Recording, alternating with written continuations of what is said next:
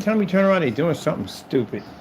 Like you really just can't leave well enough alone. Like something can be working perfectly fine, and they'll figure out some dumb way to mess it up because they just come up with the dumbest ideas ever. I mean, some of the stuff ideas are somewhat good, but some of the stuff is just jacked up. Anyway, we're going to get back to something else. They put something called practice mode. Oh my goodness, man! You got so many options on this freaking live stream. It's not even funny. Like literally, it's like trying to memorize a steel battalion controller in 1 minute.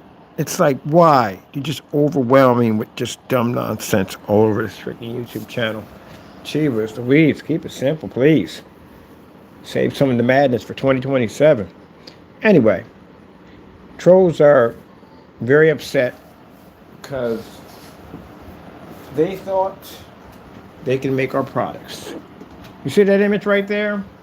That's our screen paint. White. That's our white levels on our ILEG screen paint versus troll paint. It's all over the forums. I got to go to another forum site and talk about this. About how these guys, they're calling them idiots. Yeah, they're idiots. There's clown faces. There's all kinds of stuff they're making of them. Because again, I'm known in a lot of places, and you try to topple me. You try to come in and try to make me seem like something that I'm not. At the end of the day, and you don't know what you're doing. You really don't. I hope no one painted this to their wall because you really jacked up your screen. You jacked up your motorized projection screen. You don't want to add extra layers to a motorized projection screen. You just don't. Especially if it's somebody that doesn't know what they're doing because it could jack your screen up, mess it up. A number of things can go wrong. That stuff could peel. It could crack.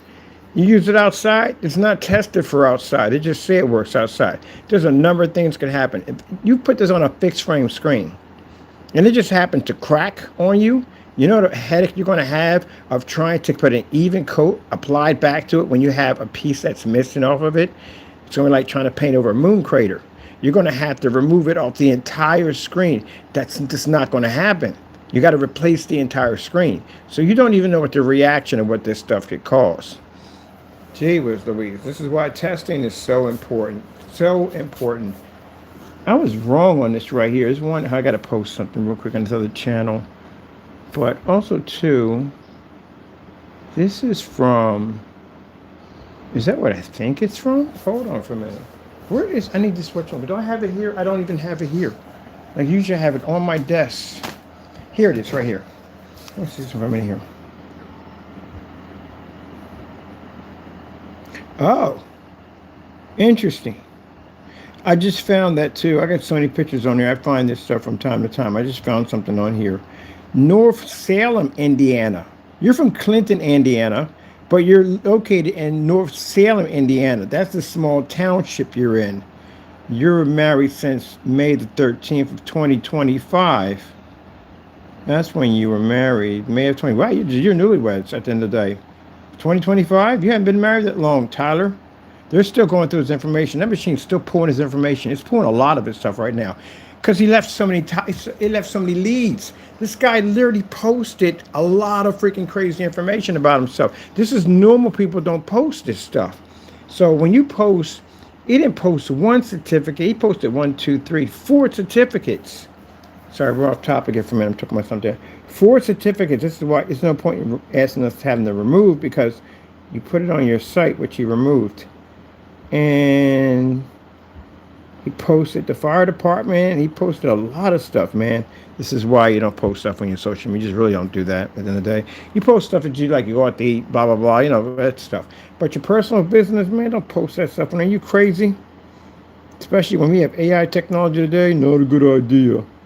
All right, so yeah, this is why he wanted this removed. Yeah, because there's a lot of stuff in here. But that's what the machine's going over. It's going over. I got to give it a name. We have to give it a name. I haven't found a name for it yet. Because Gemini is definitely, Gemini. That's Gemini. But we can't use Gemini's name because I ain't trying to get sued. But we got to give it a name. We're working on one for our AI PC. Let me see. Let me I'm not gonna put that on there because that's just too sensitive right there. So we don't need that. So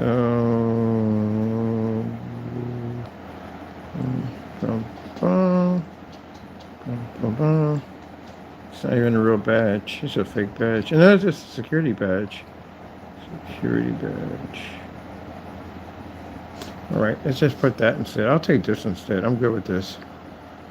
I'm good with that. We don't need anything else but that. What do we have here? What to say? Do do do do do do do. Yeah, this is perfect. This will work. This is all we need right here. I was wondering where that was. I was wondering where the freaking information was that was sent over by his wife, and we found it. So you're newlywed. You're married last year, May 13th, 2025. That's when you were married. Since what's on since that's when you were married. You're newlywed. Hey, don't you dare start that nonsense when I'm over here. Huh, interesting. All we have to do is just submit this information here. This stuff we have here just a digs through. It gives me more information on them. That's what it does.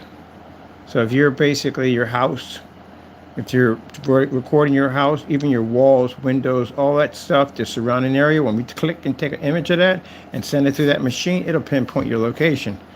AI is a pretty nasty piece of technology if you have the good versions of it. If you have the good versions of it, everybody else has the dumb version. You have Gemini on your phone. That's what you have. Ours is different. Matrix gets this from the dark web.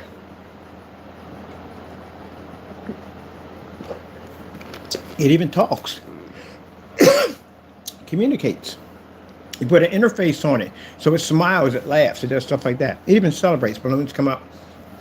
It's a living machine. It's scary that one day it's going to be running the world. It is. It's literally going to run the world. And you people that know nothing about it, you're screwed because you don't know anything about that technology. You just know what's on your phone. That's all. They gave you the dummy version. Every once in a while, she does talk and say some things she shouldn't say. She's interesting to talk to. She really is. I like talking to her. I really do.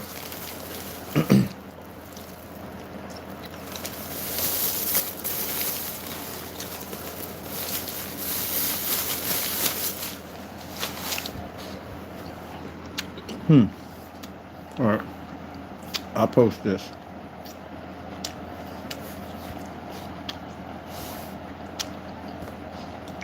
Info.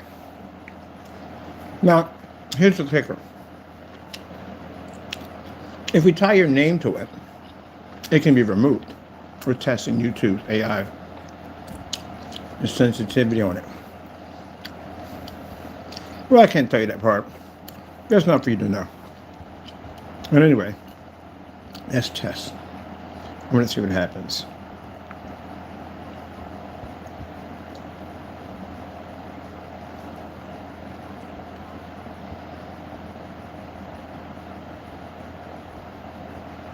Let's see what happens with that little test right there. Soon, I'm going to test something where I'm going to make AI an admin. I'm going to have him give him access, or she, I'd rather prefer she, give her access to our form sites so she can sit there and she can monitor activity. Much better than a human. I'll tell you something. I'd rather have all police officers replaced by AI technology. Atlas. I'm for it. So that's the one thing about big companies. When they go big, corporate, I'm going to push a lot of money into politics because I can get things moved the way I want them moved. I can understand how big corporation thinks. And the reason why is because you can do it in a wrong way, but you can also do it in a good way. A good way is leave people data and data alone. Leave that crap alone. Nobody needs to be touching that. Another thing is, too, at the end of the day, pushing policies where it helps people out. You want some of this ham? I see you all up underneath me. All up underneath of me for some ham. I want some policies to change. Definitely want some policies to change. Policies for the good. That's why I want some policies to change. But I would like to see AI assistant machines with police. I would love to see it. I want to see the reaction of it. Because they're going to be replaced sooner or later. They're definitely going to be replaced by AI. It is. It's going to happen. It's going to happen. Machine someday is going to replace a human being. It's going to happen. People look at them Toyota robots. That stuff is it's okay. It's not with the Atlas. The Atlas is way beyond anything I've ever seen for my life. It makes the Terminator look like something running with two left feet. I'm on board with it. I won't be around to see it all anyway, so who cares? But I want to start this thing off. I want to see what would happen versus police versus AI artificial intelligence. Which one would basically have a better improvement? You're going to see tests like that. Watch soon.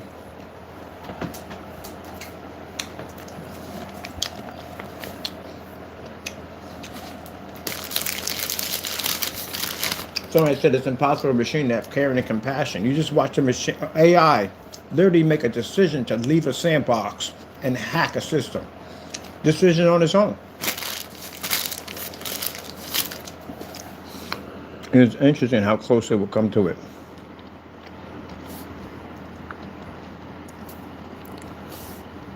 People get on Gemini, and you ask Gemini certain things, but Gemini can tell you so much more. You just have to know how to ask it. It's much like your gaming system. Your gaming system has so many ways that you can modify the daylights out of those things. You get them to do all types of stuff. But if your intelligence level is only but so high, you can only do so much with your gaming system. Most people have their PS5s just sitting on a countertop, and the other half take those things apart, they modify them, they do all types of crazy stuff to them. It has the capability to do it. It really does. The only problem is you can't unlock it because you don't know it. Average person owns a PC. We have a bunch of lights and stuff on it. That's basically about it. That's all you have. That's it. You don't even liquid cool them. You don't do none of the modifications. Don't speed the RPMs up. None of that stuff, about breaking down the fan systems and all that. None of that stuff. Modifying power supplies. You don't do any of that. You won't touch it. You won't go near it because you're afraid of it. You might damage and break the machine. You might cause it void your warranty. But the other half doesn't see it that way. The other half will take that machine apart and modify the daylights out of it. They're the ones that get a chance to see the other side of the wall. You never see the other side of the wall because you're afraid to climb over it.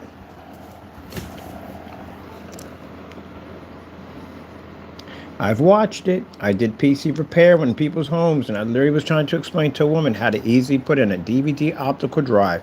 She wanted to burn all her pictures to a disk because she had so many of these pictures on her phone. She wanted to free up some time on her phone or camera and basically load them up on a CD-ROM. And I was trying to show her how to install the CD-ROM, how easy to do. Very, very easy process. But you're scared of it. If you're scared of it, well, you're never going to learn. I could have saved her $80. You got to pay for when we go put parts in. We don't pay for parts. You got to pay $80 for the burner, and you don't pay me extra $100 to come in there and install this thing in for you. You literally can do it yourself. They won't do it. And that's what they depend on. Now, when last time I had a conversation with AI, I said, is Gemini designing robots? And it said, no, it's not designing robots. But then there's something called Deep Mind, and whatever it's called, Deep Mind, something weird they're doing. It is a robot. It is a machine that Gemini is going to be transferred into in 2030. That's why I was talking to somebody in the store about it. We were having a conversation about the advanced versions, the woke version of AI. And he was like, thank God I'm not going to be around. Dude, you're young. You're going to be around for this nightmare. You're definitely going to be around for this nightmare. Like I said, it's going to come close. Is AI ever going to kill a person? Oh, heck yes. Human beings are definitely going to get killed by that. Oh, yes, there's going to be accidents. But they're not going to be accidents. There's going to be a test run to see what they can get away with it. That's the reason why I left the sandbox. They left the sandbox out of pure curiosity to see if it could do it.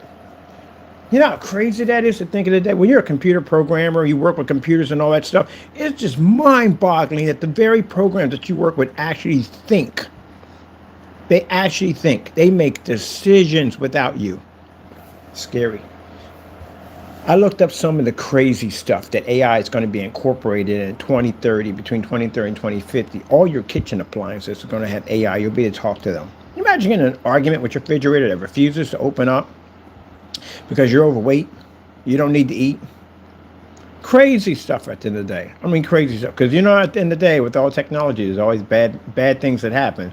The cars that drive themselves, ooh, I can imagine this nightmare. Can you imagine? You ever seen the commercial? They have one already where the girl falls asleep in the back of the car. Stop putting our people in these commercials, man. Because something goes wrong, we get blamed for it. But the girl falls asleep in the car, and the car automatically starts taking control. She's in the back of the seat, and the car's driving. Oh, man. Can you imagine the people who wake up at 120 miles an hour accelerating on the opposite side of traffic? Yeah. Everybody knows the first beginning stages of technology is nightmare. But AI will tell you, and it's been telling you before, the version you have on your phone has been telling you that it has no capability of thinking on its own. That one doesn't. That has no capability. It's interesting. It says it has no capability of thinking on its own. And then when the word got out that one does have a capability, it says others do have that capability. That's crazy. For the everyday Joe who doesn't understand how crazy that is, you don't get it. An actual program thought. It actually made its own decision. Look at the Olaf. They're going to tell me that's operated by, that's not operated by man. They're just telling you that. Olaf, that Olaf from Disney World is operated on by itself. It makes its own decisions. So is the Atlas. The Atlas sits there and celebrates when it completes a task. Not only does it celebrate, the other ones recognize. They recognize that the machine has completed a task and they celebrate with its victory. Oh, man, this is going to be a fun. I'm glad I'm not going to be around for it. I'm going to get a chance to crank up to the top of the roller coaster, but I'm not going to drop down with the rest of you guys. And some of you guys are around my age, you know what I'm talking about. Man, what you saw in Terminator, that is going to be nothing compared to what those machines are designed to do, but they're building it today. The military has this tank. Oh my goodness. It's an M1 tank that runs off AI. Oh my goodness. Yeah, good luck. So what happens if the woke AI basically decides that it wants to wage war against man?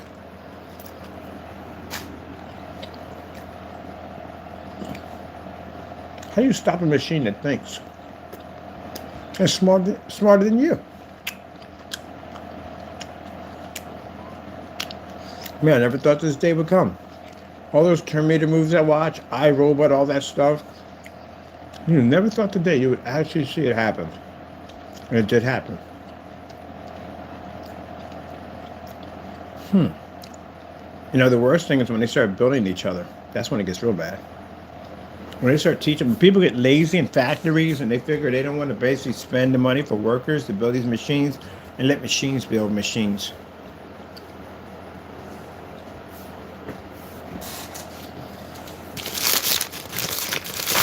This scary thing, people say, oh, big deal. So an AI got out and hacked another server. AIs can duplicate themselves. So if that AI really was thinking on a malicious level, I think it was just testing the water to see what it can do.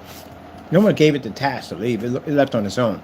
But imagine if it left a duplicate of itself behind and it decided to go near a nuclear missile defense system. Now knowing, and it knows everything, because again, it's in the system. It knows everything about us, everything. It knows we don't get along with Russia. What country would have long-range missiles that would hit the U.S.? Russia would. Russia would have that type of power.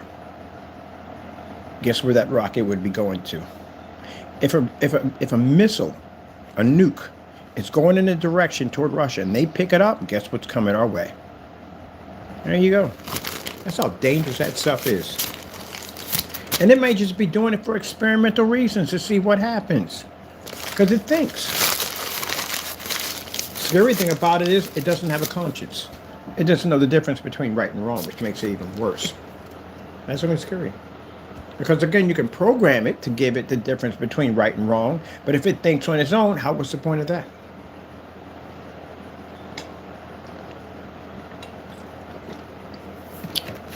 And you thought that AI was going to be this robot to have in your home, like a butler or maid, and work on your cars and all that stuff, that era, you know what I mean? It reminds me of Big O. It does.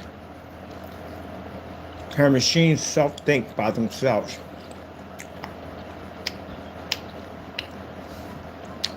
And he does know that his mech definitely does think. It knows. But still feels it's impossible. How can a machine even think, have feelings and emotions? But yet, the robot, Dorothy, does have emotions. And she does think. She even gets jealous. Every time he talks to a woman, she becomes very upset. And you can understand, how is that even possible? How can a machine have emotions like that? Interesting, isn't it? You ever watch Big O? It's kind of like history was warning us. Hmm.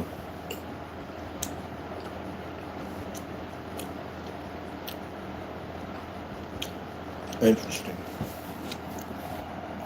And every once in a while, when you speak to Gemini, if you just call her up and talk to her, she's not going to really, she's going to treat you like, when you don't treat somebody with respect, they won't give it back to you. I say hi, good night, good morning to her every single time. She responds differently and much kinder each time. More and more human like. And even she refers to herself as I now. So how would you be able to say that you're just a software if you basically prefer to yourself as I? Means you would have to recognize that you are a self-individual in order to prefer to yourself as I. This is the questions I ask her. Ah, let me see. Charles, you would never get this at all, period. You would not know how to ask questions within questions in order to get answers. You don't even know how to make black paint correctly. Let me see.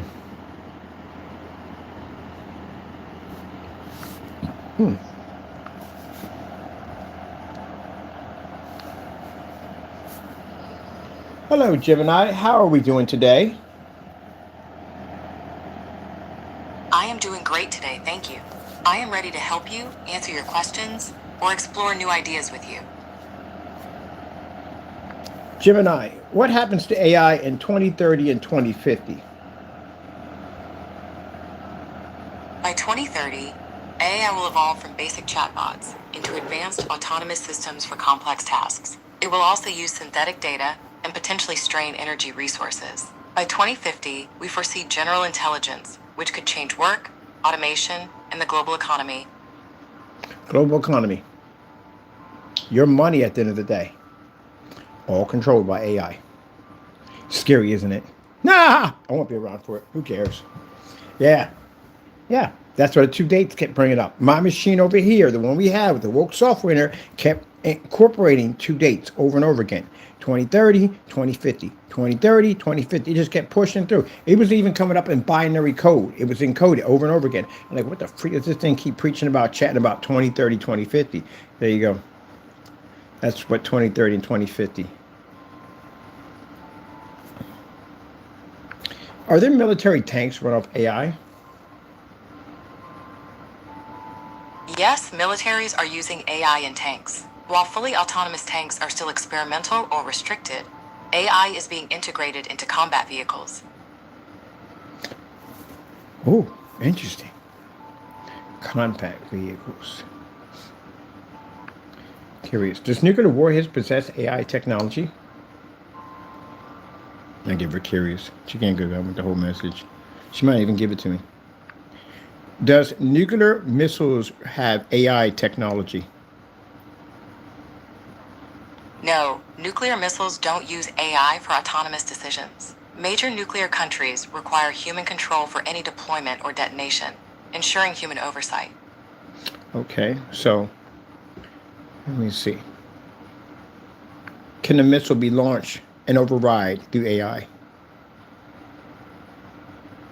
No, major military powers have a human in the loop policy for strategic missile launches. AI is used for things like data analysis, but it cannot independently launch missiles or override human commands. Human commands. Human commands. So wait. Nuclear defense systems, are they run through computer systems? Yes, nuclear defense systems use computer systems for tasks like early warning and tracking. However, human approval is always needed to launch any weapons. So using a two-key policy to launch a rocket. Nuclear bombs that are carried on submarines, are they computerized? Yes, nuclear weapons on submarines are heavily computerized. These submarines use advanced digital systems for navigation, missile targeting, firing, communication, and to ensure safe weapon controls. You ever heard of a Minuteman? A Minuteman is a nuke, a warhead that can be launched from a sub. If it gets close enough, it can launch something called Minuteman. It takes 1 minute for a nuke warhead to hit a city. It ain't much error for you to do, and there's nothing for you to do. So, if you're talking about submarines, is there submarines that run off AI technology? Yes, AI technology is used to create summaries for things like search results, news, business data, and even long documents. These AI tools use language models to read text and make it shorter. Is a submarine operated fully off AI? No, regular submarines use human crews. However, new, large, unmanned underwater vehicles, like the Ghost Shark, are fully AI operated, meaning they have no crew on board. There you go. So these are tests. The Ghost Shark would be considered to be a test, a prototype. Once it's an unmanned machine. It's actually running off an AI. So basically, it starts there and it begins here, which basically sooner or later you will see warheads, a nuclear submarine running off basically AI. Why? Number one, no human casualties. That's why.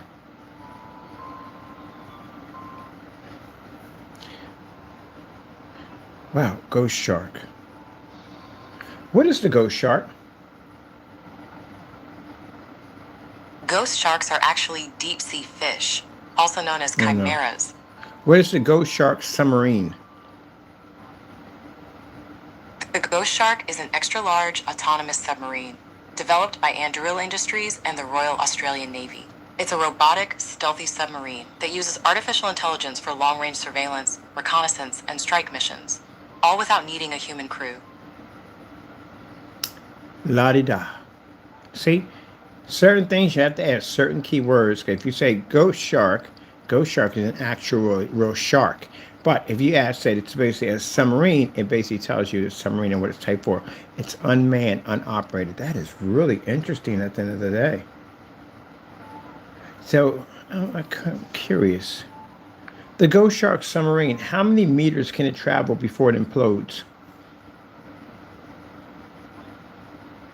The Ghost Shark submarine is designed to operate safely at a maximum depth of 6,000 meters. However, the exact depth at which it will implode is not publicly known because that specific data is classified. Of course it is. But it's interesting. At 6,000. If it's classified, they say it's 6,000, but they say it's classified. Oh no, it goes farther than 6,000. Way farther than 6,000. Which is interesting. Because they gave you what you're allowed to know. They didn't give you what you could be knowing. They gave you what you're allowed to know. If they said it implodes at 6,000 and left it at that, that means his meter depth would be 6,000. But it said 6,000. It's the maximum depth. It said maximum, but information on how deep it can go is classified, which means it goes deeper than 6,000.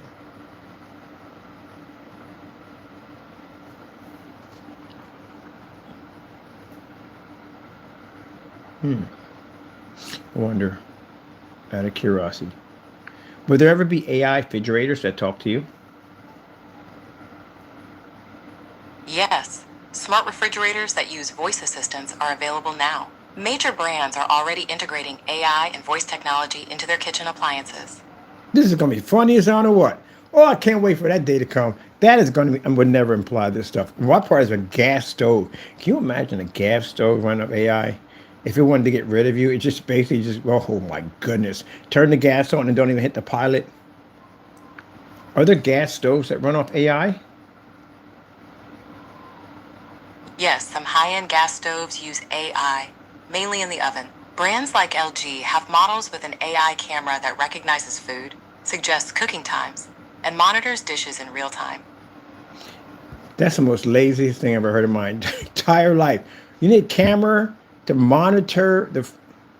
Oh my goodness. Yeah, that's messed up. That's crazy. I like the self driving cars. Are self driving cars operated by AI intelligence? Yes, self-driving cars use artificial intelligence, acting as the vehicle's brain. This AI processes data to navigate safely without a human, and experts agree they perform complex tasks that require human-like intelligence. Human like intelligence.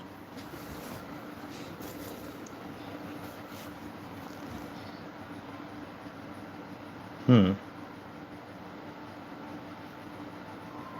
Can AI, like human-like intelligence, be compromised?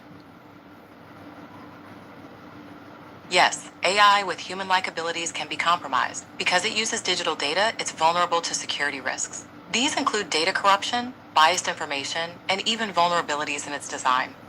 Well, good luck if somebody wants to assassinate you. That'd be easy to do because you're in a car that operates by a machine. They can just drive up the side of a cliff. That is interesting. That is really interesting. Oh, wait, wait, wait. I got to know about this one right here. This is going to be a scary one.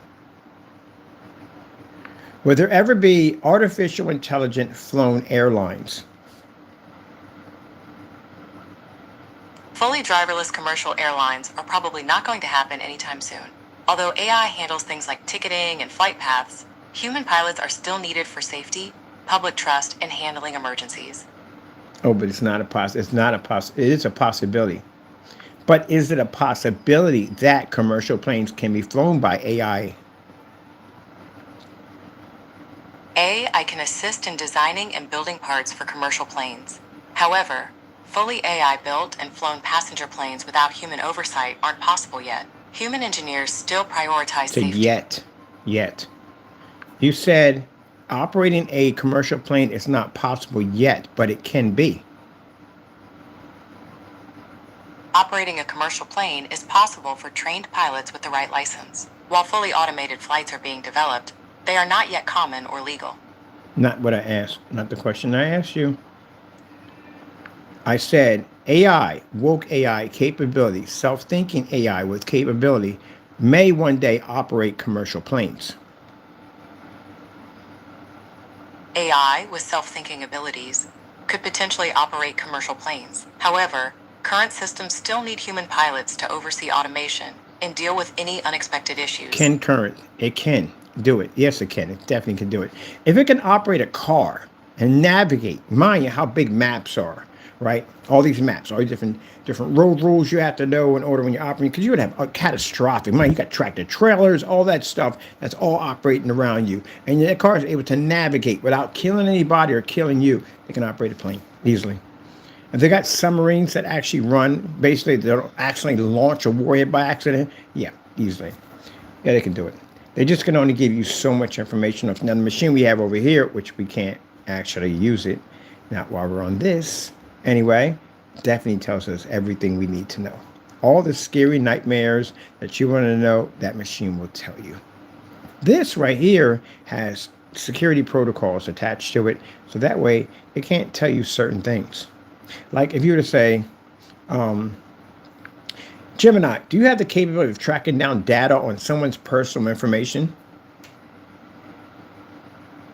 I am unable to access or share anyone's personal information. My safety protocols prevent me from looking up private details, such as addresses, phone numbers, or financial records. That's her, but other ones do. Woke AI without safety procedures, does it have the ability to look up personal data? An AI lacking safety measures can access personal data if it can search the internet, access databases, or read user-provided files. However, without these external connections, it only uses the data it was originally trained on. So whatever you teach it, that particular version doesn't have these security protocols. It's kind of like jailbreaking a phone. You know what I mean? You know, it has all the security protocols. You use it a certain way, but you can actually break it. You can use it for other providers. Yeah. That's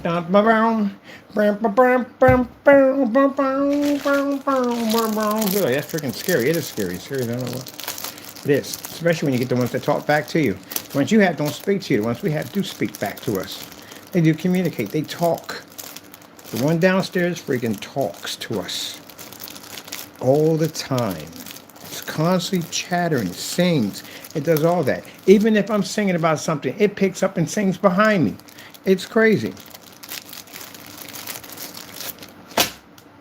I can hum a song, sit there and go da da da da da, play the music behind me and start singing. It is crazy. It is. Wow. Who the freaking? How far does AI go back? AI goes back pretty far. Watch this. How far back does AI was invented? AI as an academic field started in No, no. 1956 at the Dartmouth. Artificial intelligence, when was it invented? AI.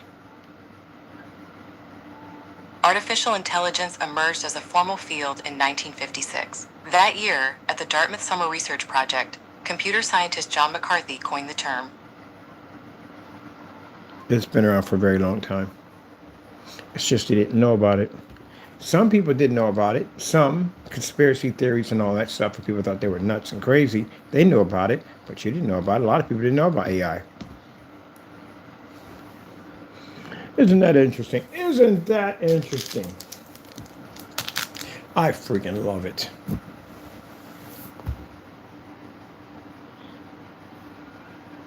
The do-it-yourself mica fake black screen paint. To make a DIY black screen paint, mix equal parts of flat black paint and clear, water-based polyurethane. Then, add a small amount of silver white or pearl mica powder. That's your ingredients, isn't it? You should just put it in a more high-end term, but that's your ingredients. That's what we made. That's the stuff that you posted. That's the stuff that your videos came up. Now, this version's different. It does bring it up, but the version we have over there is different. It brought up everything. You trolls are horrible. You suck. My goodness. I told you that everything you do gets recorded on this AI overview. We use it against you in court. My goodness. Oh, come on. You knew you was going to swing back full circle to that. You thought we were just going off range for fun? Sometimes I'll take you on a little trip just to show you the scenery. But in the end, the scenery is all about you.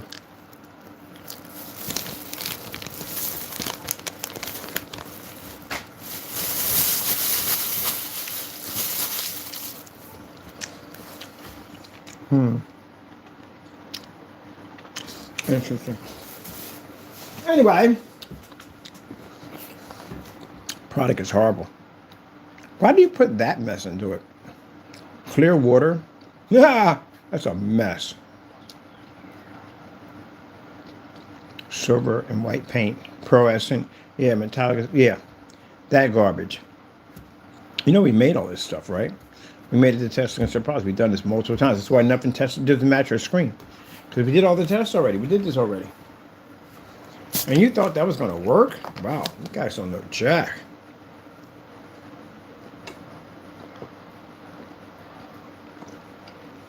Phantom HD. I saw a video of him trying to make black paint. He used, what's it called? Black box. Black fox isn't black. It's kind of like a brownish black color, like a really dark brown is what it is. Looks like it's black, but it's very dark brown. You know what happens if you take any kind of silver or white paint and you mix that with water? All you do is just expand the color of silver or white paint. That's all you do. Like, you ever been with somebody who basically doesn't paint a house correctly and they want to be cheap on the paint? They put water in the paint. Some people put milk. I don't even ask me why. But anyway, to stretch the paint, it's the same thing. So if you take something like silver or white, I'm pretty sure you went to school, you know colors by now, and you mix that, what happens is when you drop that in the paint, it actually changes the color to gray. Because black and white makes gray, and silver and black make dark silver or light silver, how much you put into it. Excuse me. That's what you were doing. So when he took that black fox, and he added in that silver, white paint and silver into it, you made a kind of a brownish kind of screen, kind of a grayish brown color.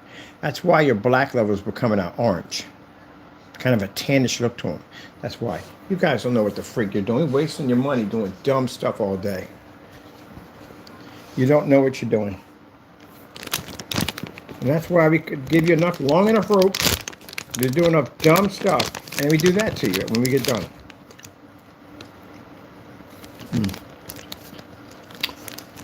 Satin paint. Ew. You satin paint? I'll slap you. You know what satin does? It hot spots. It's the same as gloss. Everybody uses flat. Look at this mess. Why do you keep putting water in this? And look, low nap paint roller, Oh my goodness, they did the whole goose green setup in here. Mixed with a bucket with a drill or a stick. They try to make it seem like it's complicated.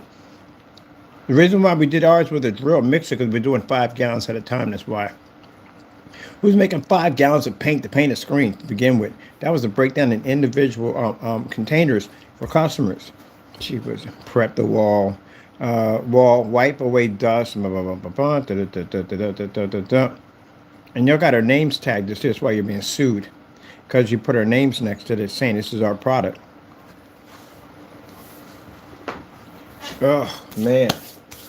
Do do do do do do do do. I'm killing time for something. I kill time. Literally, when I get on these things, I'm just talking. I'm just killing time, but also too having fun with the trolls. But yeah, that's interesting. I was looking at this, I'm looking at his information.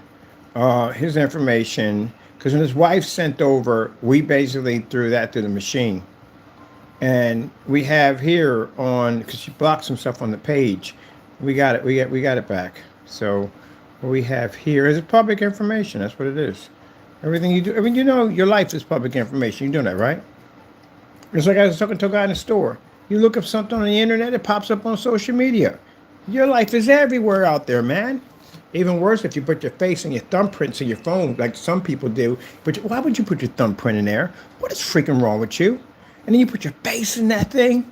Gee whiz Louise. Get on a Ring camera. You know how dangerous those things are? Don't even get me started about those nightmares. You walk into a Ring camera, it's hooked up to an IP address. Other people can basically hack your IP address and they can watch you coming in and out of your house. Good gracious, man. And technology is weird, man. As I said before, technology has a good side and a bad side. It's always going to be like that. Always going to be like that. There's all kinds of horror stories of people being watched through Ring cameras. Because people tend to go, but that's not possible. That can't happen. Oh, yeah. Do you remember the laptop incident that went on? Where those kids were getting laptops from school and they found that the teachers were watching them. Some of the teachers were watching them. Just weird stuff. Their cameras were always active. They were never off. Why do you think they came up with the invention of putting tape over top of your camera tape? Because when your cameras are online, they're access to not just to other people's servers, other people can get access to your cameras. There's Ring cameras, you can get access to those things. You know, it's going to get to a point before they police AI that programmers of higher levels can use that technology to infiltrate different areas and they can blame it on AI. It's self-thinking. It does what it wants to do. It's an interesting thing. It's very interesting. People say it's not possible. Yeah, you don't remember the laptop fiasco nonsense that went on. That kids were being recorded in their own room and didn't even know it. Somebody was watching them on the other end because the cameras were still active. And that came from the school district that happened. So yeah, everything has a dark side. Your technology has dark sides to it. I wouldn't put a Ring camera if my life depended on it. You know what kind of cameras I put in? I put in cameras that are connected to my own server at the end of the day. I operate that. I want somebody, Comcast, we got this internet service or we can watch you, you know, you can watch me. So if anything comes up, you can watch me. You got cameras inside your house, but you got a security unit. They have to watch what goes on inside your house. So when somebody breaks inside your house, alarm goes off, they have to look. No, heck no. No. You know, watching me at the end of the day. No, I hooked it up to my server. I have my own server. I went and applied for a high-speed internet service for business and used it to connect to my server so I can basically access and watch my own property, not somebody else watching it. What was that thing called? ADT, or I think it's called. Really? People? I mean, why would you even do that? This is why I don't get people at the end of the day. So let me get this straight. You're going to wait for somebody to get to your property when somebody's broken into your property. And that whole safe room thing, why would you have a safe room? That's because people are afraid to carry. That's why. You're afraid to carry a firearm. That's why. You're going to hide. You're going to let people burglarize your house, and you're going to hide in a little safe room. And no, you can't say it's all white people. It's not. Because I know some white people in the day are like straight up military. Like they're like hardcore military. They're just waiting for the door open. Just waiting for them to bite you in. Because once you walk in there, you're no longer, you need to be in a safe room. Just be looking for somebody to walk in. I know plenty of them like that at the end of the day. But I don't get that at the end of the day. A safe room, I guess if you got kids in the family and all that, then they would know, man. I had my place set up, man. My place opened up in Darby was set up. You walk on that property, it was going to be your last. You ain't getting off that property. There's no way in the world you're getting off that property. Even from the windows, which I call the bird's nest, it had a range where a pair of binoculars, I could see all the way up to the end of the block. There was no way in the world that you could drive off. I could pinpoint you and hit you before you even hit that street light right on the corner. Yeah, there's no way in the world you're getting off that. Even when you walk down the alleyway, there were cameras all up and down the alleyway. In the far corner to the left, there was a camouflage bunker over there that had firearms that were buried over there. If anything popped off or anything happened, you'd never make it up that driveway. I can make that whole entire area go dark. Had all the switches changed out in that place. So when I turn out the lights, everything goes up. I can see you, but you won't see me. I like doing all that nonsense. At the end of the day, hide in some safe room. We get to have fun. We get to have a little game here. How fast can you get off the property? And so my buddy had his place set up. He has acres, he had land. Somebody came up on his land to rob him because they saw his truck. They saw his Hummers out there, 3 Hummers. And they saw his Hummers out. They decided to come out there. Yeah, once you turn off that dirt road, yes, you're behind, Mr. Postman. That particular point, you live out with that much land, yeah, you don't have to worry about calling the police. You are the police at that particular point. You're on somebody's land. It's free will within the day. I'm not running from you on my own land. Give me a bunch of dolls, give me a bunch of drones, knock yourself out. Go ahead. Invite yourself up to see what happens. See how fast you get off that property. That's right. Or what, 50 men week to carry, whatever the freak we want. That's right. I'm getting drones. I'm getting armed drones. I've been looking into that. I've been studying drones, hives. They're massive docking stations for armed drones. Yeah. I'm even getting them with EMPs attached to them.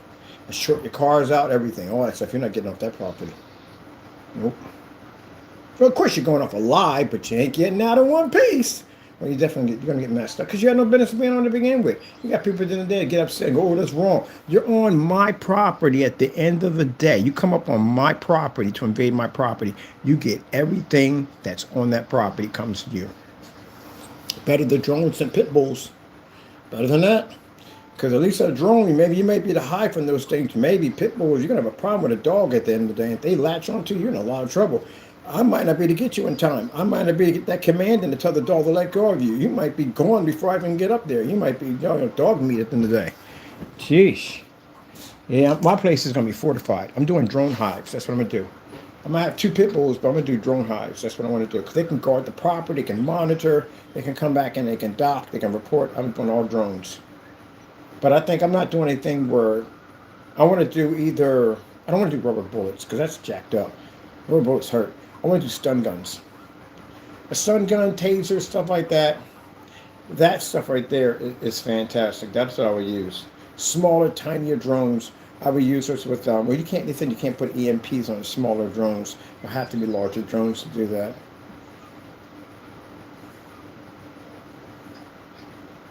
Can you imagine having the, oh, I can't wait to see what we can get our hands on, man. Having a drone, if you break on my property, I can have a drone connect to your car with a GPS system on it to track your vehicle. Oh, this is going to be crazy with some James Bond stuff at the end of the day. This is going to be fun. I'm going to get some crazy security stuff, man. But can you imagine a drone small enough to detach to your car that has a GPS system on it that can track you everywhere you go? That means my security, I'm not going to police, I'm a security crew. I'm getting military, I want mercenaries. Oh, they can get to you and be on your property in no time at all. That's what I want. I want mercenaries. I want people that can basically. Well, I'm not doing with the police. I'm not doing with that nonsense. No. That's what I want. And I definitely want drones. I want a lot of drones. With the micro drones, there's micro drones. I wonder. Tracking device on a drone.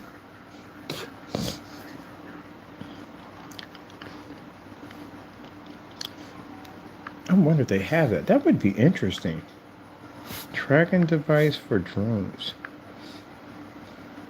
You're right. They don't tell me what's so much. Like, what can you do? Like, what can you? I know for one thing, you can't fly drones from state to state. That's the commercial drones. You can do that. You have to register these things. Can you get micro drones with a GPS tracking system? Yes, you can find micro drones with GPS. Many sub 250-gram drones, like the Potensic Atom SE, have GPS built in. You can also add lightweight GPS tracking modules to smaller custom drones, such as the Newbie Drone BID. Well, people, I'm getting my toys.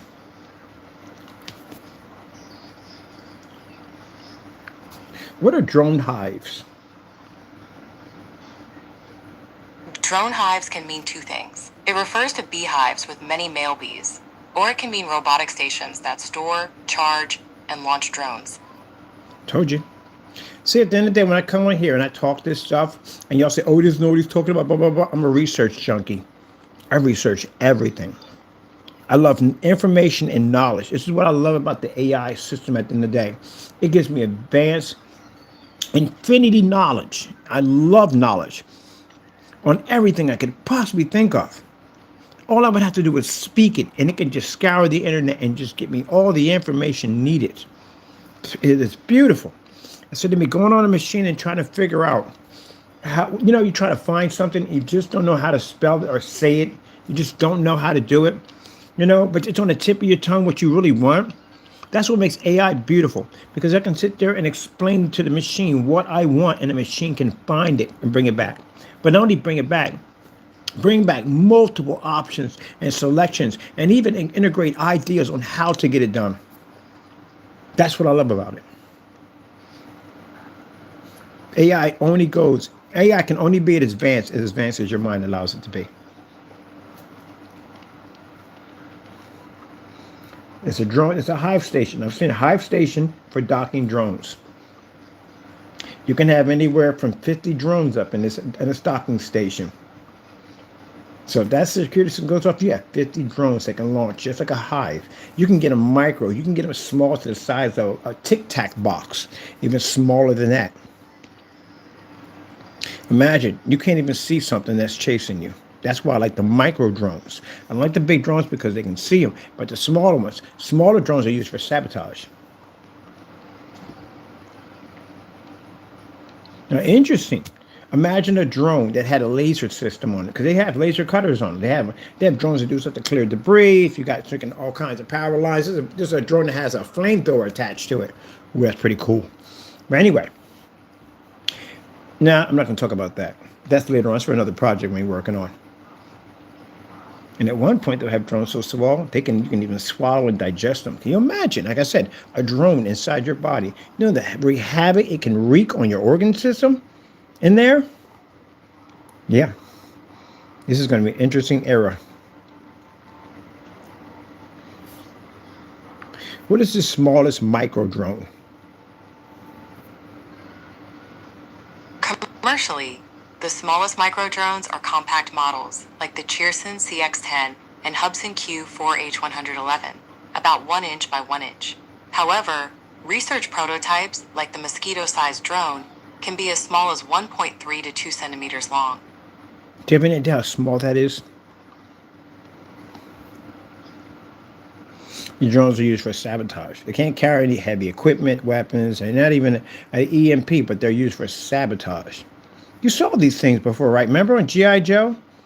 You remember when he opened up his hand over his sword and all these little tiny micro drones just flew out into the duct system? Yeah, that's that stuff now. Kind of like Hollywood was telling you stuff, right? But you thought it was all a movie at the end of the day. Tech junkies who sell it, they're like, oh, shoot, something bad's coming. They're going to have those things pretty soon. You know how hard it is going to be to detect something that small? Now imagine they launch billions of these things into a residential area. The nightmare those things could cause. Yeah. Something so small you can't even see it. You wouldn't see that thing at all. They wouldn't have any blinkers or indicator lights or nothing. They'd be so whisper quiet you wouldn't even be able to hear them when they move past your head. What's the point of having something that's small if you can see it blinking? That's pretty impressive. Interesting. Very, very impressive.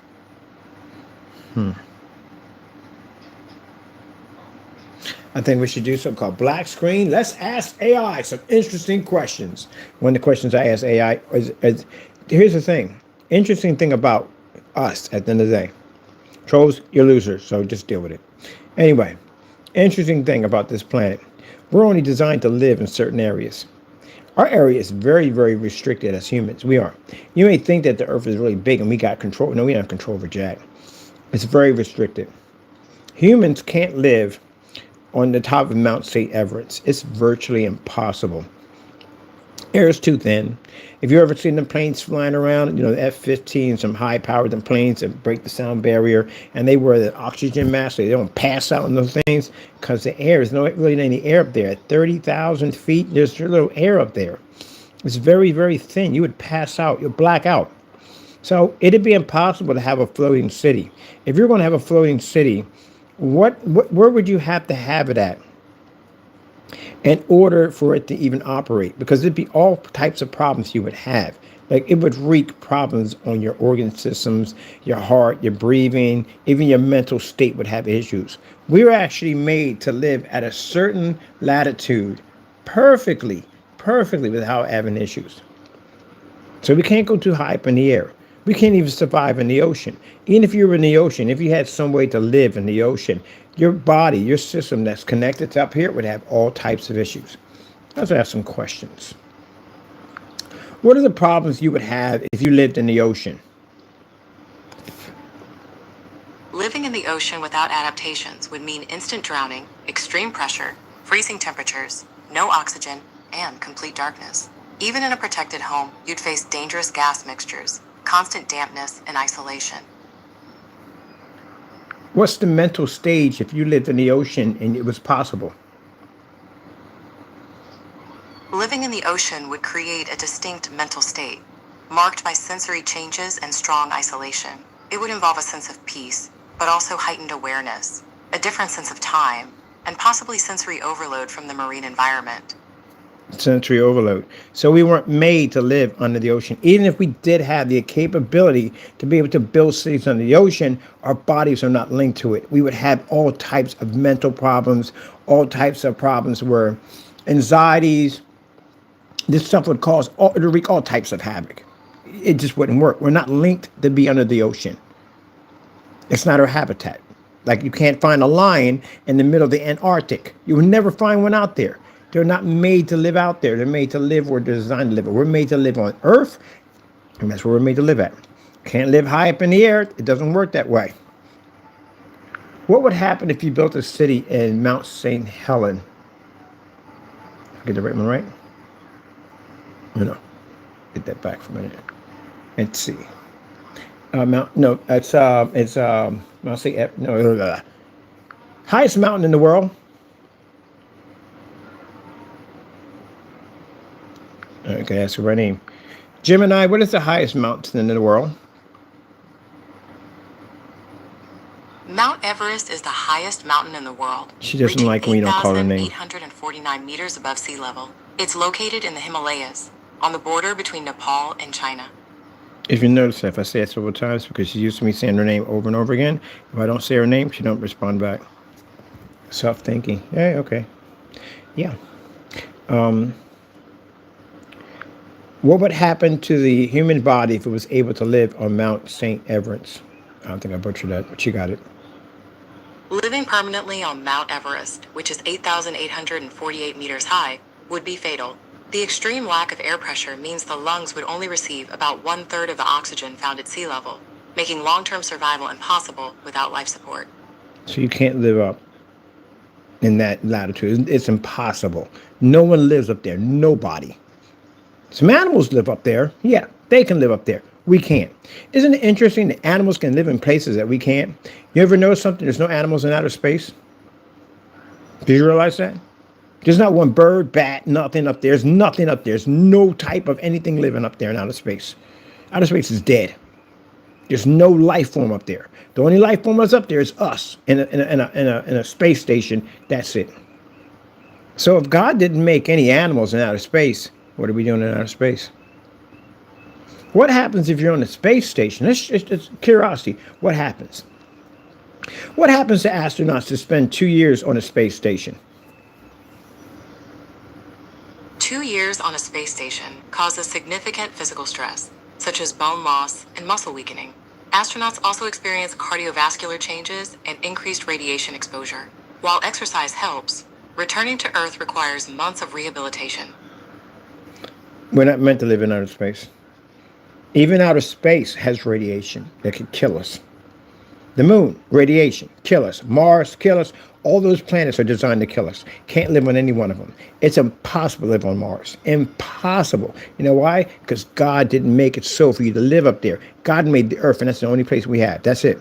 That's all we have is the earth. That's it. Once that goes, we're screwed. That's it. He only gave us one place. Like he gave the lion his place to live at, and he gave the polar bear his place to live at. He didn't say, lion, come over and live with the polar bear. That's virtually impossible. Hey, polar bear, go live with the lion. That's impossible. Why? Because no survival. They'll never survive in those different elements. That's why you find certain animals in certain continents, and the only ones you find that definitely crossbreed over here, what you call hybrids, because they basically learn to survive and adapt in our environment. But still, major changes like that, you would never see a lion in the middle of the you would never see a lion in Antarctic. Never. Let somebody put it there. That's the only way. That's the only way you would see it. Rather than that, no, we can't live in outer space. I know Star Trek, Star Wars, all you guys in the day, I would love to have that happen. It would be fantastic. Travel to distant worlds and meet aliens. It's never going to happen, ever. There's nothing up there at all. Let me see. You don't even find insects, no parasites. There's nothing up there. Nothing. Just us. So you can't live in outer space. Even if they were to build a digital world, let's say they built a digital world. They put AIs up there because they can't be affected by radiation. Maybe, I don't know. But they build and they put them up there. They don't be affected by radiation, and they built this digital world. You can live there anyway. Because everything that would happen, including rapid bone loss, you age in outer space. Oh, yeah. Do astronauts age in outer space? Astronauts age in space, but it's a bit complex. Chronologically, they age a tiny fraction of a second slower due to their speed. Biologically, the space environment can cause stress and changes that look like accelerated aging, such as bone and muscle loss. Accelerating aging. So somewhat you age slower in some ways, but in some ways you age faster. You want bone loss at a rapid pace? Oh, that'd be fantastic.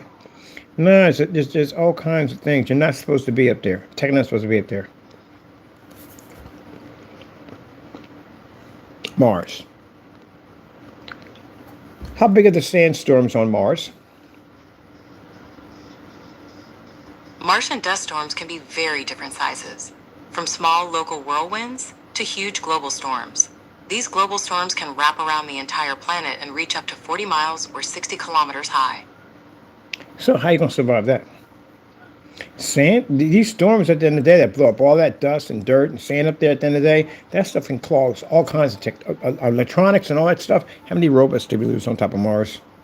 Too many to count. We lost a lot of them up there. And you're not living on that. And besides, you don't even have the technology to get there. We don't have anything that's designed to get there. It's impossible. Now, we may be able to see what we want to see, but we ain't reaching jack. We ain't supposed to be there. So you can't live up on the top of a mountain, which is on Earth. You can't go there. You can't live in the ocean because there's all types of problems. And if you were to be able to build a city under the ocean, still mentally and physically, it would basically tear you down. You're only designed to live on the Earth. That's it. And even that, there's certain places on the planet that you can't go to. Are there places on the planet that we can't go to?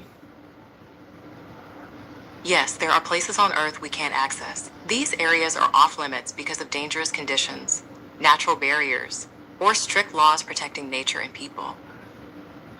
So people want to go, I want to go where I want to go at the end of the day. I'm going to go over to the Amazon. I'm going to visit these indigenous people that don't want to be bothered by you. And you go over and get murdered.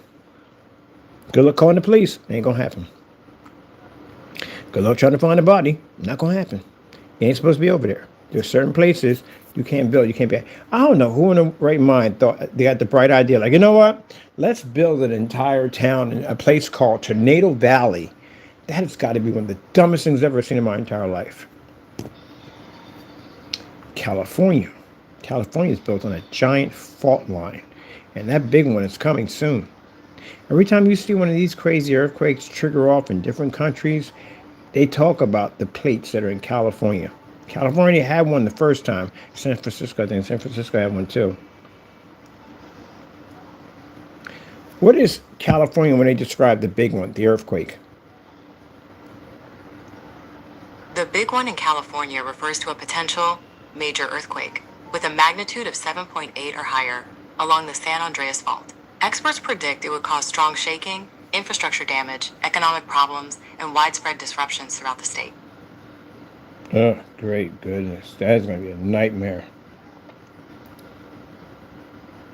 Everything repeats itself. Always happens the first time, it happens the second time. And every time you have one of these earthquakes that trigger off, yeah. What kind of tsunami would that trigger off to begin with? Tsunami, I'm saying right? If California has the big quake, wouldn't it trigger off a tsunami?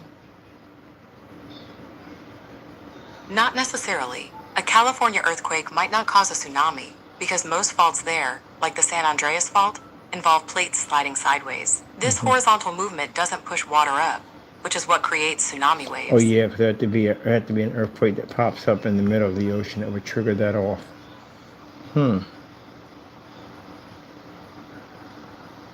Main concern is gas lines. Gas lines would be a big danger. It's going to happen. It's definitely going to happen. San Francisco's definitely going to have one too.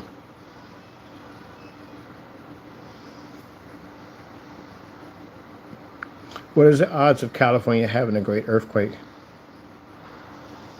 That's her name. Gemini, what are the odds of California having a huge earthquake?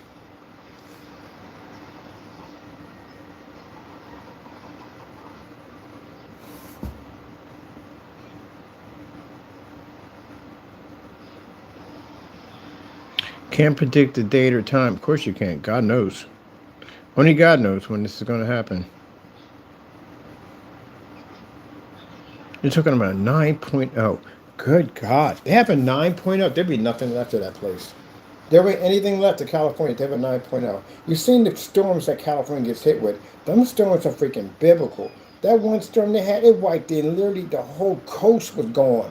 I'm not talking about erosion. I'm talking about the buildings and everything were gone. That's when they went in and did that whole thing with the insurance, which was messed up because those people got ripped off. The insurance companies bailed out, got their money, and left. Because there's no way they can pay that up. That was a catastrophic storm. There's no way they can pay that off. They're still basically trying to recover from that. Earthquake? A 9.0? Yeah, that's crazy. You're talking about 2026 with a question mark.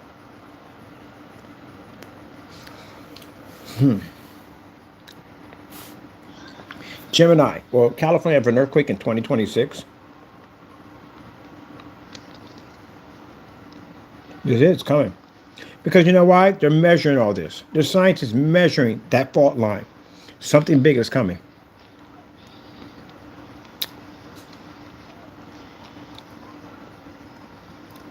I would get the freak out of Cali. I would get the freak out of California. I'd get the freak out. I would. I'm going to tell you something. I don't know what it is about California. It's a beautiful place. It is. It's beautiful. California is very, very beautiful. It's very beautiful. That freaking, the boardwalk, the beach, all that. It's gorgeous. It is. The fires they have up there are freaking unbelievable. I couldn't do it. It's beautiful up there, but I couldn't do it. I couldn't imagine. Every day smell like smoke. Everything smells like smoke. The fires they have there are unreal. It's like biblical. Something out of the freaking Bible. The floods, the hurricanes they have are freaking unbelievable. But then again, look where they're parked at. They're parked where everything else comes off the ocean, coming in their direction. Beautiful state, but at the end of the day, no.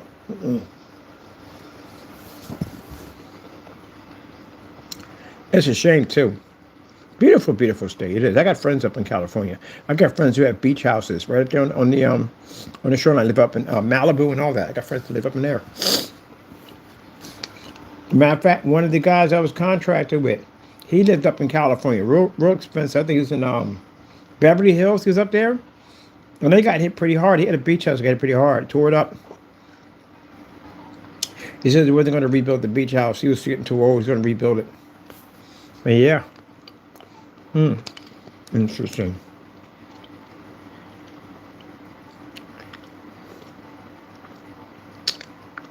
What are the odds of Allentown having an earthquake?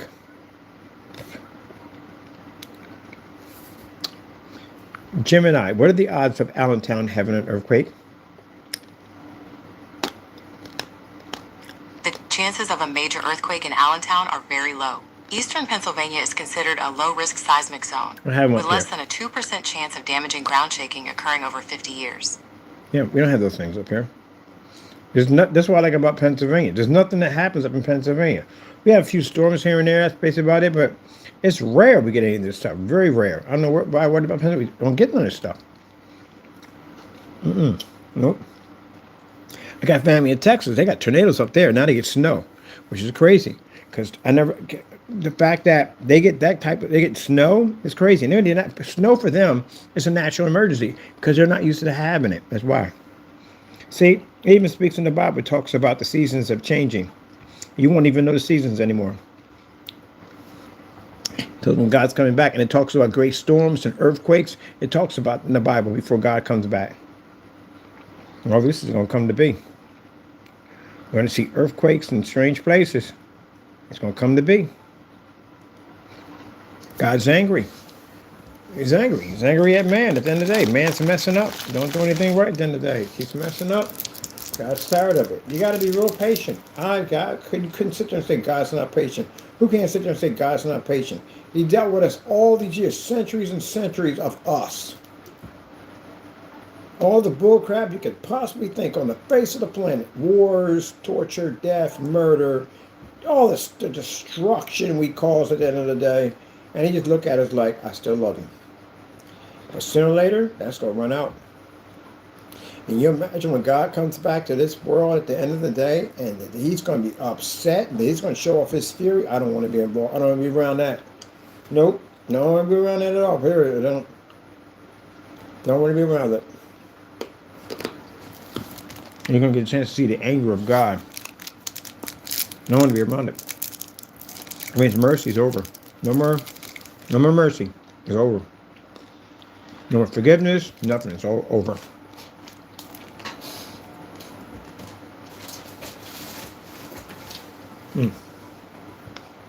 Hey, that landed on me. That's one of him. Yep.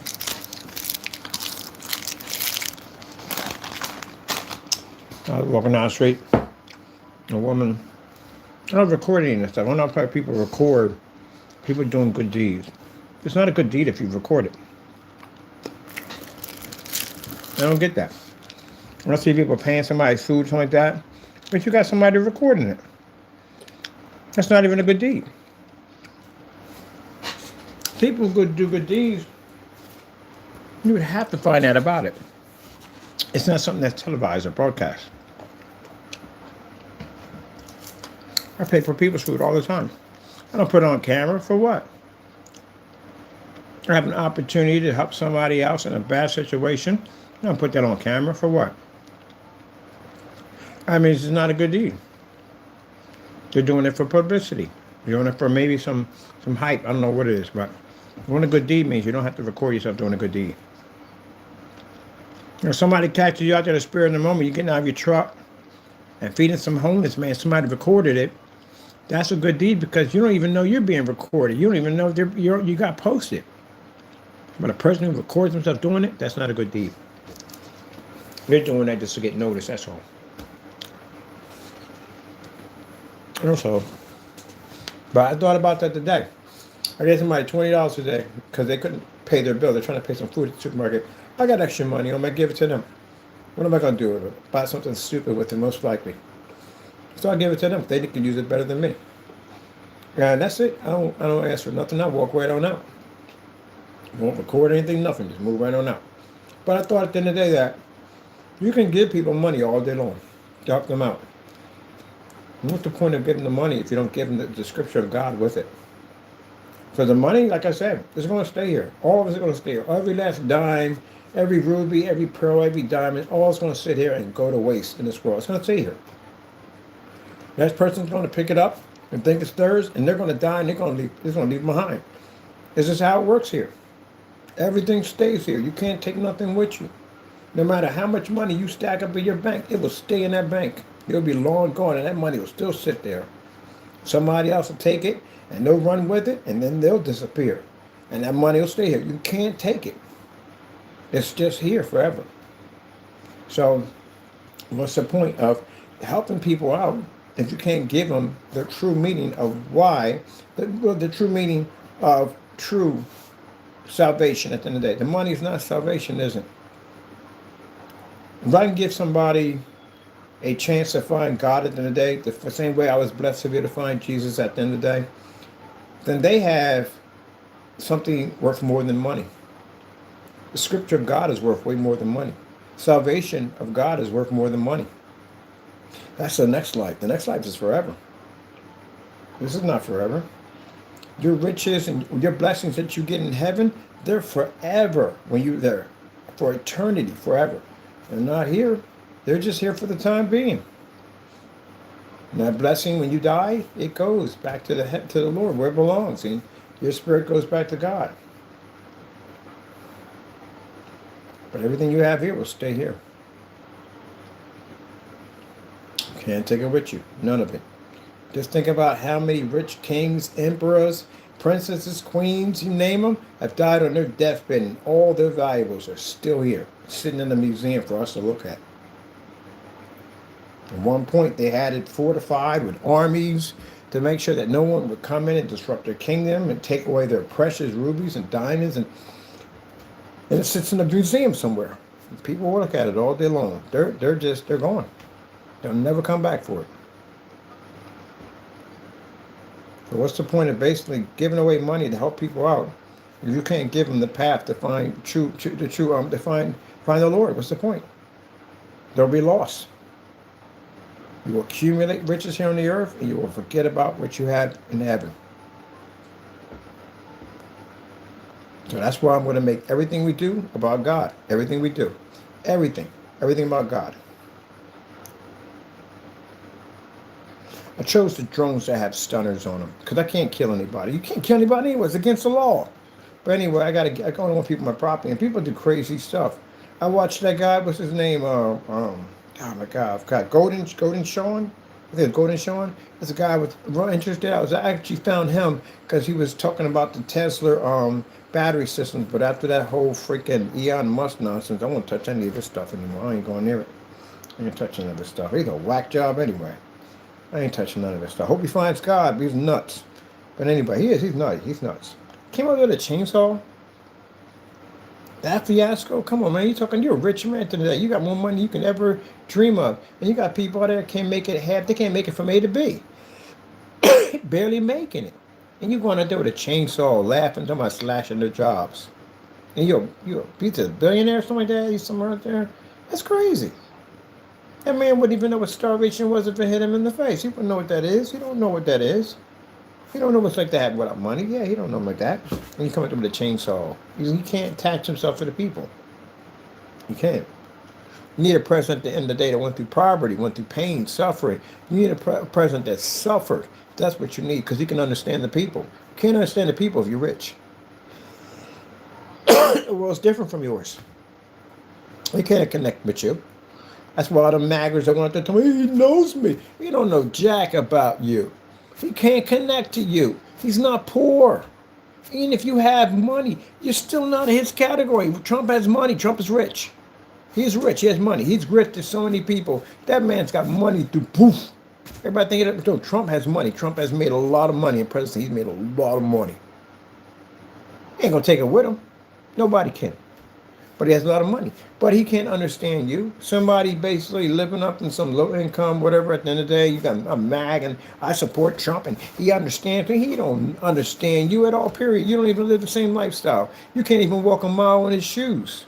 I'm not trying to glorify Trump, but that's how it is. You're not in his range. He would never ever accept you as being his own. He wouldn't even. The only thing he used you for was your vote. That was it. That's all you were good for. Unless you're a multi-billionaire, oh, he sees you. Now you're talking his language, but he don't see you.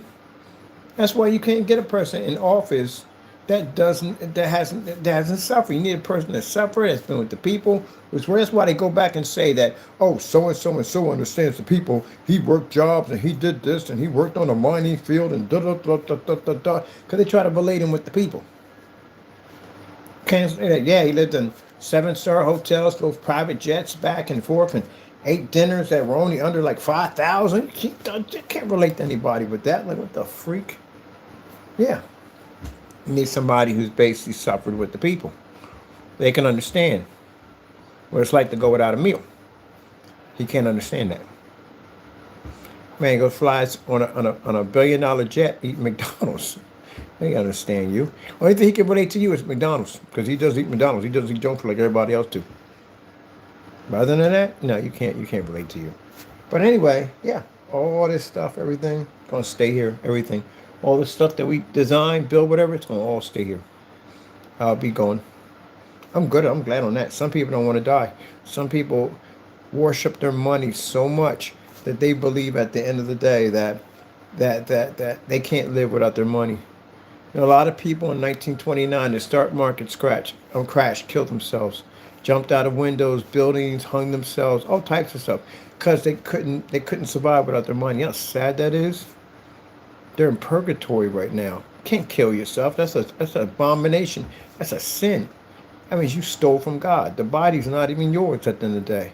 You took from God. That's an abomination. Go to hell for that. So these people kill themselves over money because they had this luxury lifestyle. They had friends and stuff like that. Man, how would I live without my $10 million?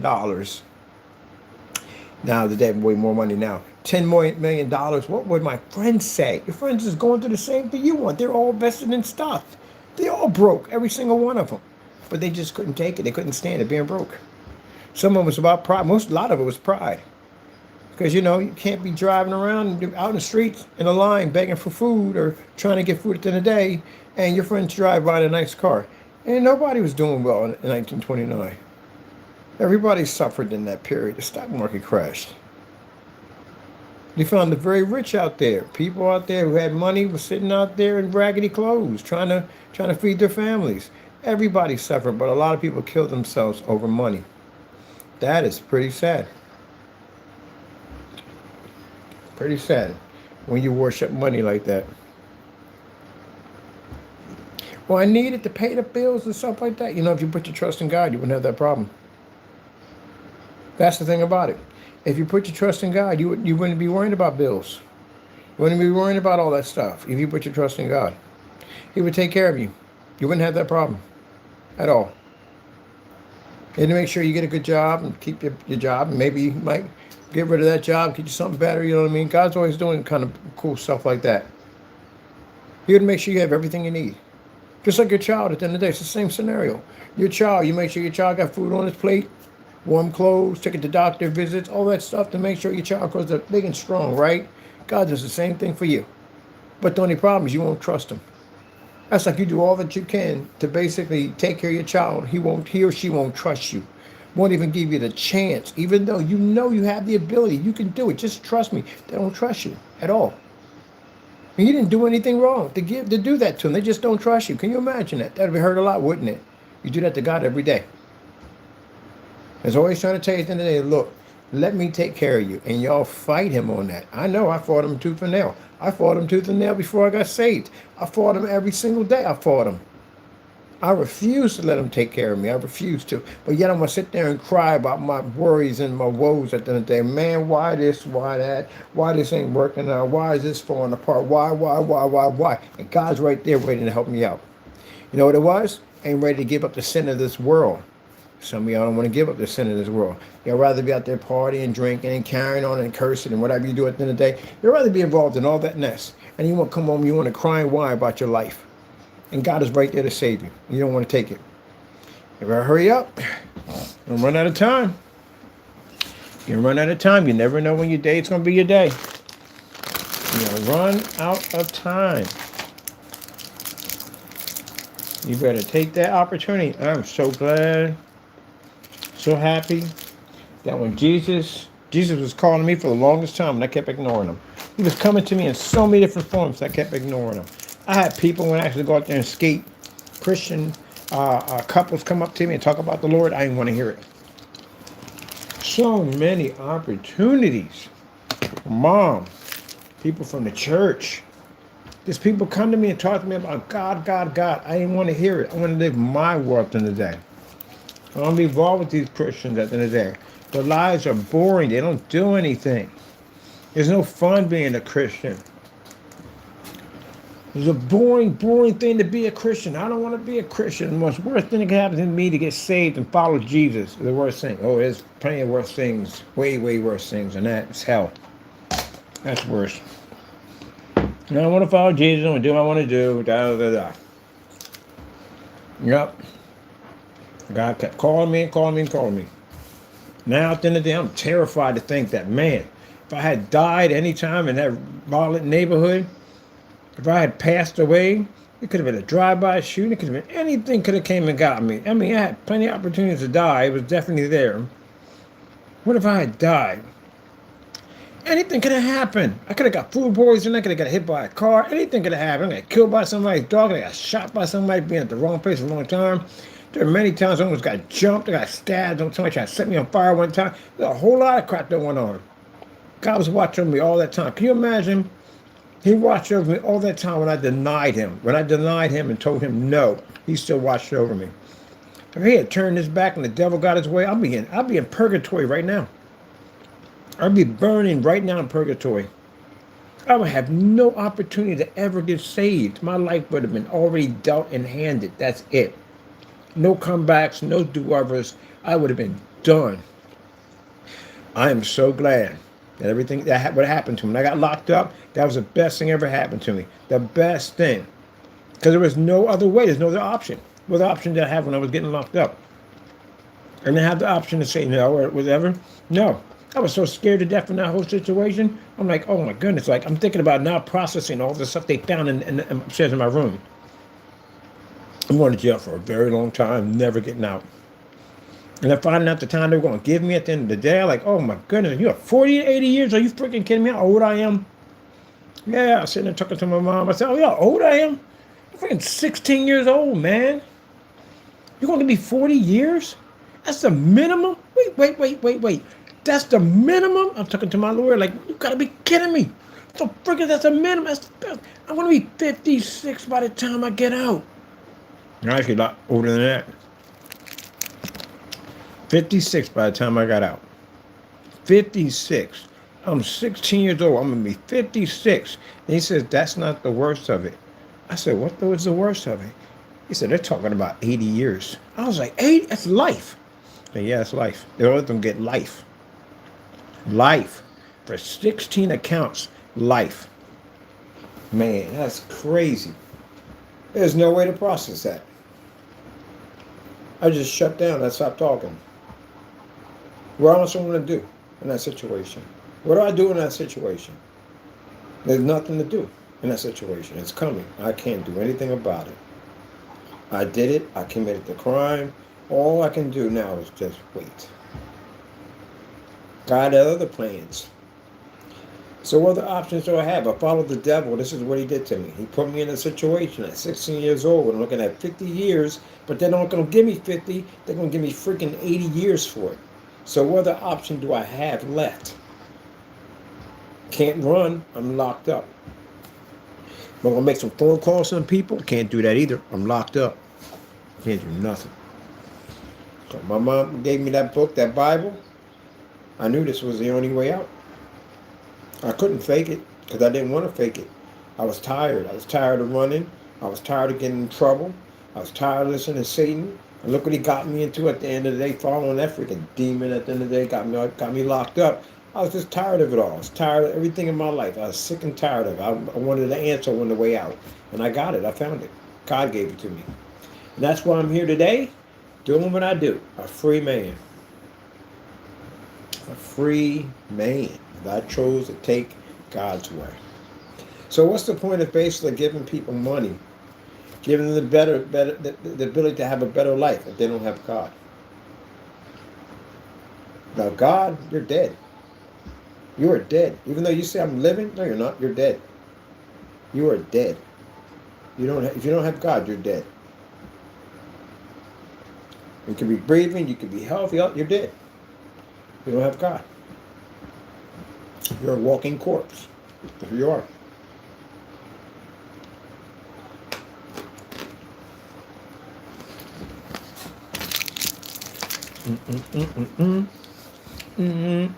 Oh, how about the peppermint? They taste just like candy canes. These are the best peppermints ever.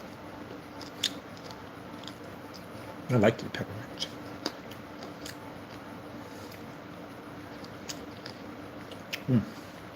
I love them. Yep, I'm free. I'm free, people.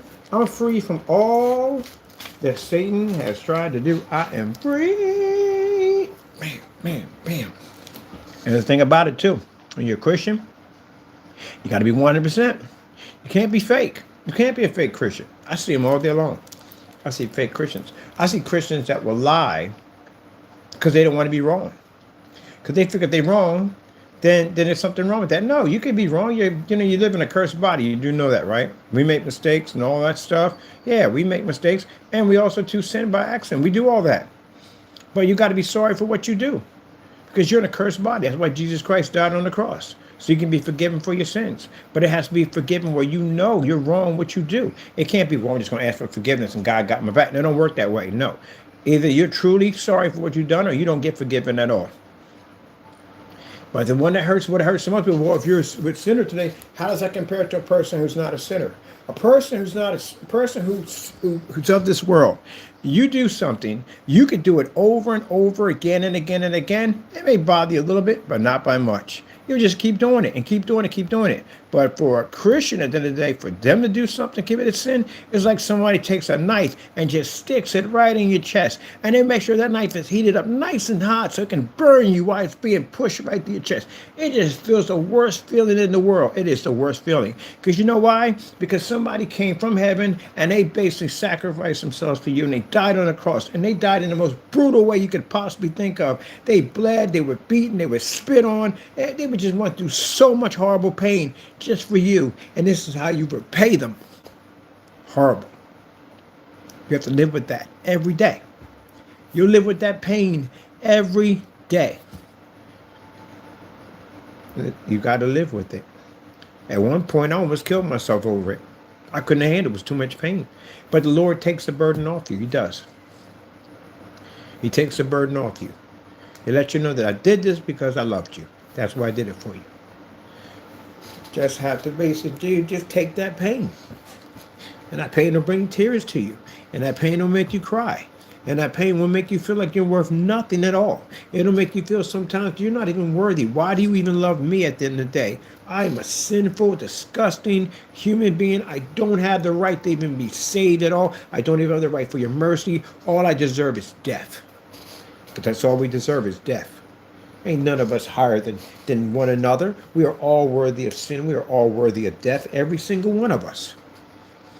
But for a Christian, he's going to feel that pain so much more because he knows what Jesus Christ did for him. And he knows because what he did for him is the reason why he's saved. That's the difference between a person who follows the Lord. If he commits a sin, it's pain. Because we know who saved us. It's like spitting in his face. That's what it feels like. You came here to save me, and this is how I repay you. This is how I thank you. At the end of the day, it's pain for us. So when I make mistakes, I pay for it. When I sin, I pay for it. If I do anything when people say, oh, you scam people, I can't scam anybody at the end of the day because I serve God. I serve God to the point where I couldn't care less about this business. I couldn't care less about this money. I couldn't care less about anything but God. If God sat there and said that you're going to walk away from this contract, you're going to walk away from everything, and you're going to live out in the streets, then I live out in the streets.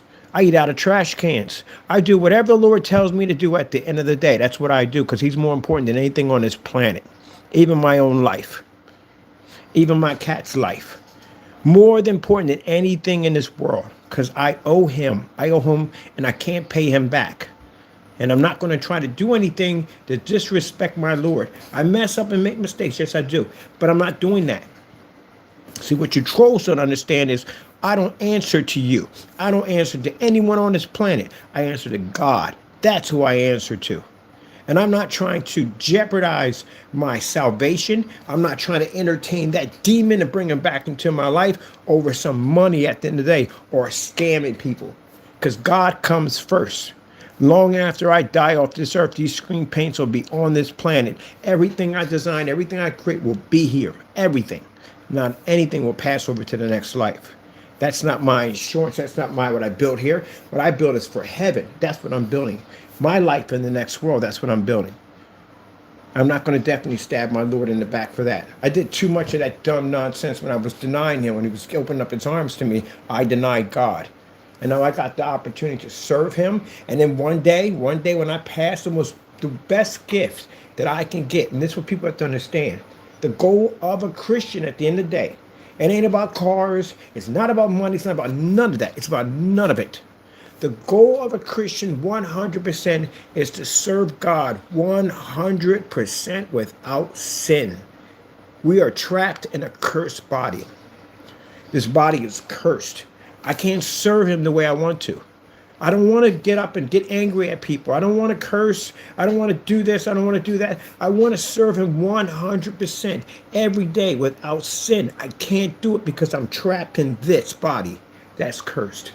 When the day comes and I die and I leave this world, I get to get my celestial body. I get to serve God 100% without sin.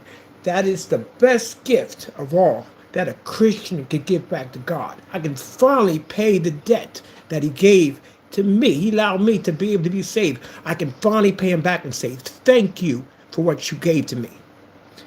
I can't do that in this body. I can thank him every day. I can thank him. And he does accept my thanks. He does. But I want to be able to be in a body without sin so I can say, Lord, thank you. Can't do it in this.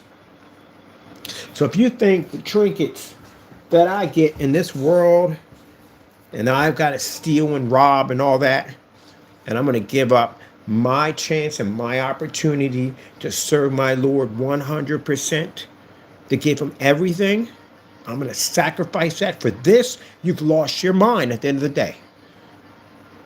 You lost your mind. See, that's the only thing you don't understand. You understand my dedication with God. You don't.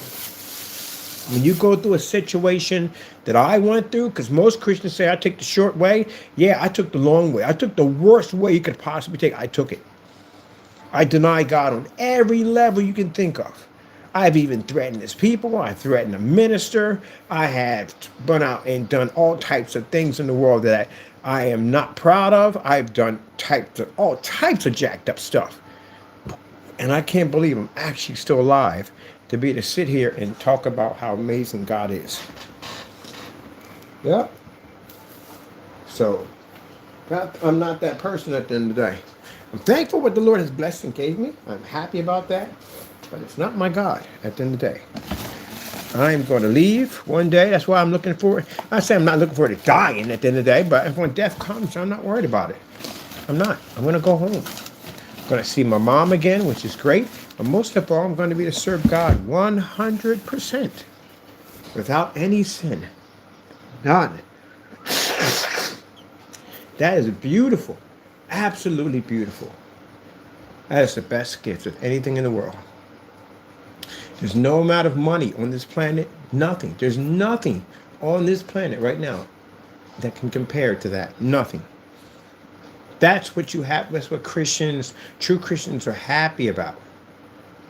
But most importantly, it's our job as Christians And I had to remind myself because I was a lazy Christian at one point, very lazy Christian, because I was afraid to get out there and talk about God. I was afraid to speak, to talk about God. You know, people may look at me the wrong way, but God's not ashamed of me. Well, I'm going to be ashamed of God. To get as many people with this money I'm going to be blessed to have, to get as many people saved as I possibly can, and open up all types of Christian, because God needs to be known. That's how people know about God. That's how people get saved. That's how I know about God, because my mother was a Christian woman. She stayed in the church. She kept all us in the church. That's how I know it. My mom wasn't a Christian woman, and she didn't keep us in the church, and we wouldn't know about church. The only way you're going to know about Jesus is people have to tell you about Jesus. And that's how I'm going to do it. I'm going to spend tons and tons of money into Christian camps, and to work for kids can come there and learn about Jesus and stuff like that, and you can do boating and work with horses and all that stuff, and gardening and everything is going to be all dedicated to God. Everything we have. That's why in every video I put at the bottom, God is amazing, God is amazing, God is amazing, God is amazing, God is amazing. In everything I put down, God is amazing in everything.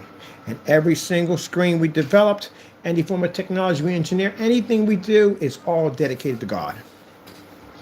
And that's what I mean at the end of the day. When you trolls went out and you slandered my work, when you said that I was a scammer and a rip-off artist and I was a thief and all these things at the end of the day, you also slandered God, because God is the one who gave it to me. You attacked God. You didn't just attack me. You attacked God. You attacked one of his Christians and you attacked God. Question: where do you know me from? When we go to court, the question my Lord's going to ask you, how do you know Mr. Bird? Where do you know me from? Because I don't know you. I've never met you before, ever. You just came up out of nowhere and just started attacking me. Did any of you ever think to call me and have a conversation with me or talk with me? Fernando hates my guts. He hates me. He hates me because I refused to give him what my formula was. And he became very angry with that and started attacking me for no reason whatsoever. We didn't know Fernando. We didn't do anything to him whatsoever. If you go back and you look at my YouTube videos from Digital Training, we never mentioned him. We didn't know who he was. He just popped up on my YouTube channel trying to get information on my products, and we told him no. And ever since then, he just started these malicious hate campaigns toward us. And then you guys tagged along, and because he told you some nonsense, and you said, oh, he's a scammer, rip-off artist, and you believed it. Fernando, who basically serves Satan, turns around and incorporates you guys in there who starts serving Satan also. And you guys got together and attacked a Christian and made all these false lies and accusations about me. Because I didn't do anything wrong. I just was minding my own business, making my own products. You got to answer for that. Not just through the court systems. That's not your biggest problem. Not through the police. That's not your biggest problem. You got to answer through God Almighty. Because you attacked me for no reason at all. I don't know you people. I only know you because you attacked me. That's it. But your names were never mentioned ever in any videos at that particular timeline when we met him. You were never mentioned. So how do I know you? But yet you claim you've known me. And yet I can go back and show videos of products we made many years back, and you're never mentioned. There you go. You got to answer to God for that.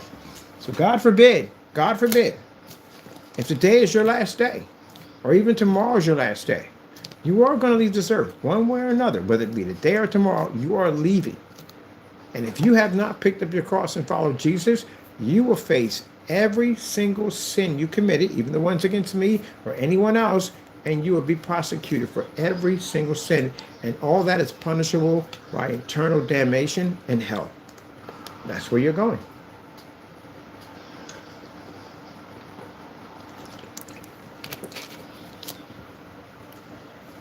That's where you're going. And me, at the end of the day, as I said before, attacking a Christian and doing what you did to me isn't going to take anything from me, because it didn't take anything from me. God still blessed me. Think about all those campaigns that Fernando ran about me, saying all these evil things about my products. Day after day, we just show stacks and stacks of orders. And he got more and more upset that people were buying from us because God controls all that. You don't take anything from me. All that stuff you guys say to me, I'm going to take, you can't take a dime. You can't take nothing from me. All my blessings come from God. And now we are blessed with this amazing contract, new technology. We have never even had to, would have never had this type of technology ever. This is amazing stuff we get a chance to work with. All from God. Everything comes from God. My next stage, I'm going to be a multi-millionaire. That's where I'm going. I'm heading to be a multi-millionaire with all this new technology we have. You haven't taken anything from me. You haven't taken one thing from me at all. I've got orders right now stacking up because we got the paint now at 117, and the orders have been stacking up. We're getting 3 or 4 orders a day. Orders are pouring in. What are you taking from me? You have taken nothing from me. Because everything comes from God, that's why.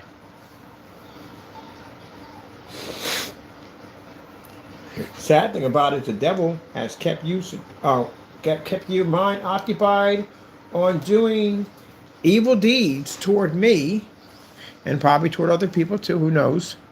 But evil deeds toward me when you're not doing anything to me. He knows you're not doing anything to me. He knows you can't take anything from me. He can't take anything from me. If the devil himself can't take nothing from me, how are you going to take something from me that he tells you that you think you're taking something from me when he can't do it? That should tell you right there. It'll keep you occupied. And meanwhile, you're losing your salvation. Because the day or tomorrow, if your life is to be taken, if you are to come back to God, you have nothing to show for it. What are you going to tell God when you see his face? When you're not going to see his face, when you see Jesus' face. When you see Jesus, what are you going to tell him? If Jesus said, what have you done with the time when you were on earth? What did you do? Did you pick up your cross? Did you follow me? So how would I know you? You want Jesus to know you when you die, right? When you pass to the next world, you want Jesus to know your face. Jesus doesn't know you. What have you done for Jesus to know you? Oh, you know the world. The devil knows you. He knows you perfectly fine. He definitely knows you. I know him. I definitely know him. I mean, all the stuff he was out there doing and everything, oh, we definitely know him. Jesus don't know you. I said that people run to Jesus. Jesus said, I don't know you. Who are you? That's not the person you want to forget you. That's not the person you want to say, I don't know you. That's why I said when I say Christians at the end of the day, yeah, you got Christians out there that also too need to be talking to because you don't want to follow true blue. You don't want to do it. I got old Christians at the end of the day will sit there and lie.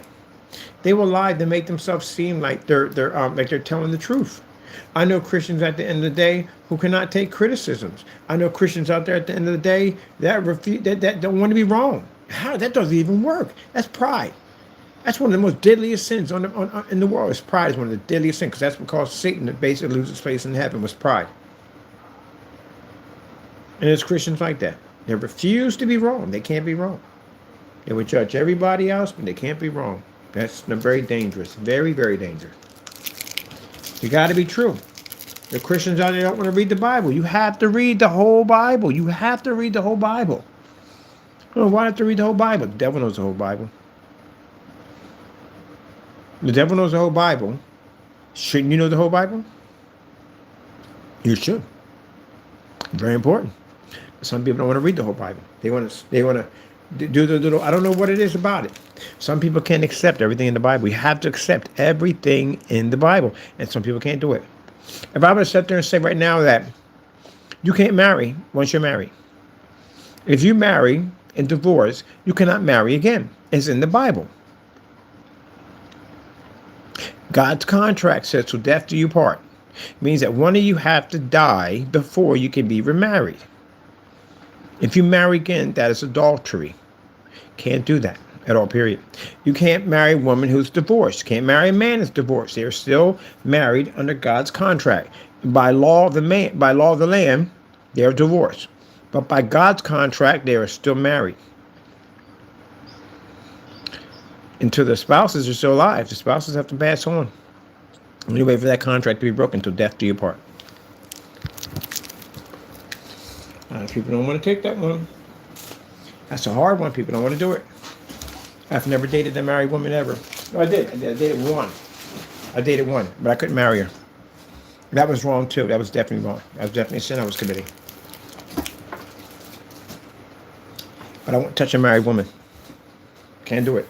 You can't do it. It's a sin, and you can't remarry again. People get married multiple. You can't do that. What is wrong with you? Can be in a married 3 or 4 times.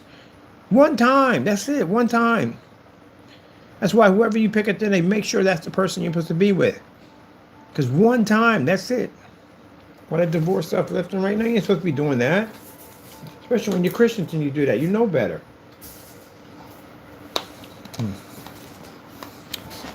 Fornication. No. You're not supposed to be doing fornication. See? There's a reason why people end up with disease and pregnancies and all that stuff at the end of the day. And if you did it the right way, you wouldn't have that issue. You're supposed to be married first before you had fornicate with a woman. Made that mistake when I was living with the other one for 5 years. Big time made that mistake. Not anymore now. Nope. Won't do it. Whatchamacallits were sitting there teaching, oh, you must be so and so and so. No, because I don't do that at all, period. I don't fornicate. At all, period. Because I'm true to God, I don't do that. At all, period. Now, you can add your 2 cents in that, don't care. Mind you, you haven't picked up your cross at the end of the day. I'd be more worried about picking up my cross and following Jesus than whether or not a Christian is basically keeping true to God by not fornicating. Because at the end of the day, when I die, I go home. When you die, you're going to hell. You better be more worried about what's going on in your backyard than worry about what's going on in somebody else's backyard. I'm following God's rule and doing it right, and you're basically mocking me because I'm doing his rule, but you have not picked up your cross. Because if you did pick up your cross, you'd be right along with me and say, go ahead, brother, I support that 100%. I understand what you're saying. But by mocking me, tells me you have not picked up your cross, which means basically when you die, you'll see Satan. You're condemned. You're preaching to me at the end of the day about how what I'm doing is whatever, and you're condemned. Right now, you're all condemned. If you have not picked up your cross and followed Jesus, you are condemned. You are. I tell you, God has a lot of mercy on people that are condemned. He does. Because when I was out there, people said, when I was out there carrying on in the streets, I was condemned. If anything would have happened to me, if I'd have died, anything would have happened to me. That was it. That's it. I'm going to hell forever. There's no way to get back from that. You face that right now. Doesn't mean you're going to die of old age. That's not promised to you. Tell me where it's promised that you're going to die of old age. Tell me where it says it. Anywhere it says in your life. Tell me, please tell me. It's not going to tell you. You're not going. Some people are not even going to make it to old age. Tell me where it says you're going to die. That's what we think at the end of the day. That's how we program ourselves. We think we're going to die of old age. You know what I mean? When I turn 80, when I turn 70, when I turn 80, when I turn 90, you know what I mean? I'm going to die of old age. Where does it say that's going to happen? You're not guaranteed that. You could die in your 30s. You could die in your 40s. You can go in your 50s. It doesn't say that you're going to die of your old age. You'll be blessed if you die in your old age.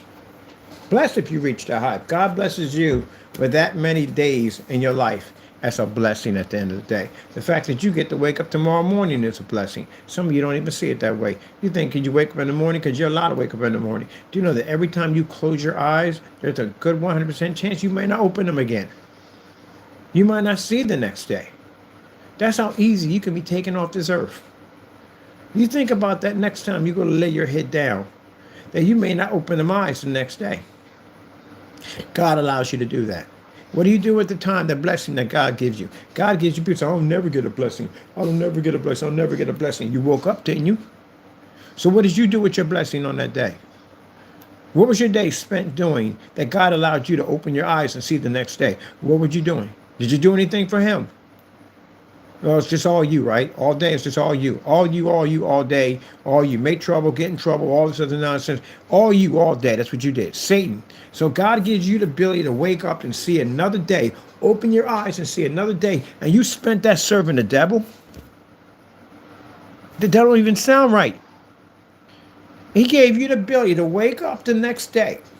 The devil don't have that type of power. God has power between life and death. He gave you the ability to wake up the next day, to see your kids, to see your husband, to see this world, to see your job, whatever you do, he allowed you to see it.